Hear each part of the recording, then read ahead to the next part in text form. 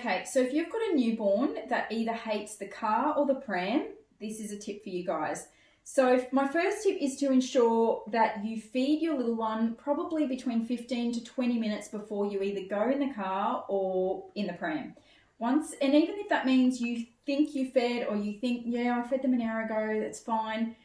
Ideally, if you can, if you're bottle feeding, it'd be 20, 30 mils before 15, 20 minutes before you go in the car, or it might be a few minutes on one side of the breast. All we want to do is just offer a little top up to keep them satisfied while they're going to be in the car or the pram.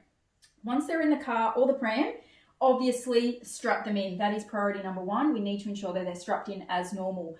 Once they're strapped in, then what I would suggest is getting a wrap or a small blanket, kind of folding it over a little bit like that, and tucking them in. So having their arms tucked in and tucking it in, like proper tucking it in, tucking it right in underneath them. If they're in a car seat, it's probably a little bit more snug, but tucking them in so now they feel quite safe, snug and secure. Because what babies are used to in the womb is tightness and firmness. When they're in a car seat or a pram like that, they're very exposed and they feel very vulnerable. When you can try to wrap them up, once they're strapped in, obviously, they will get that sensation that they are safe and snug, and that's going to help. If your little one takes a dummy, this would be the time you might want to use the dummy when they're in the car seat.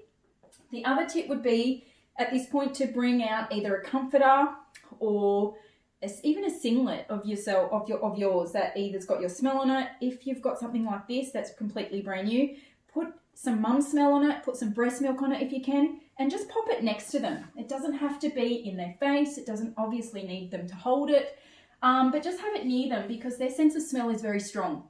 Something this close, they're going to be able to smell you or the breast milk, and hopefully it's going to bring them some calm.